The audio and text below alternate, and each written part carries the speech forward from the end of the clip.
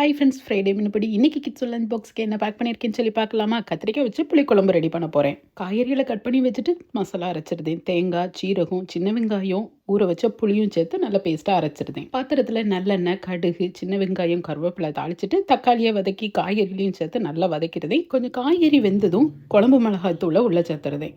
2 நிமிஷம் எண்ணெயிலே பரட்டி விட்டுட்டு அரைச்சி வச்ச மசாலாவை உள்ள சேர்த்து தண்ணி சேர்த்து மாங்காய் உப்பு சேர்த்து கொதிக்க விட்டு எண்ணெய் பிரிஞ்சு வந்தோன்னா ஆஃப் பண்ணிடுறேன். சூப்பரான புளிக்குழம்பு ரெடி. ரெடியான சோறு கூட குழம்பு ஊற்றி மிக்ஸ் பண்ணி பாக்ஸ்லையும் பேக் பண்ணுறேன். இது கூட தொட்டுக்கிட்டதுக்கு இன்னைக்கான வெஜிடபிள் பொடலைங்கிறதுனால அதை ஒரு அவியல் மாதிரி ரெடி பண்ணி அதையும் பாக்ஸில் பேக் பண்ணுறேன். கூடவே கிட்ஸுக்கு பிடிச்ச மாதிரி காய்கறிகளில் வடை ரெடி பண்ணுறேன். கோஸு, பீட்ரூட்டு, பல்லாரின்னு சொல்லி கிட்ஸுக்கு பிடிச்சமான காய்கறிகளை கட் பண்ணி எடுத்து சிக்கன் பொரிக்க பொடி, பெருஞ்சீரக பொடி, கடலை மாவு, அரிசி மாவு கொஞ்சமாக தண்ணி தொளிச்சு பசைஞ்சு வடையாக தட்டி எண்ணெயில் போட்டு பொரிச்சு எடுக்க. இதை டீ டைம் ஸ்நாக்ஸாகவும் எடுத்துக்கலாம். சூப்பராக இருக்கும். 10 மணி ஸ்நாக்ஸுக்கு கடலைப்பருப்பாக வச்சு வெல்லம் போட்டு மசிச்சு பாக்ஸ்லையும் பேக் பண்ணுறேன். எக்ஸ்ட்ரா ஸ்நாக்ஸ்க்காக குழலப்பமும் பாவைக்காய் பக்கோடாவையும் பேக்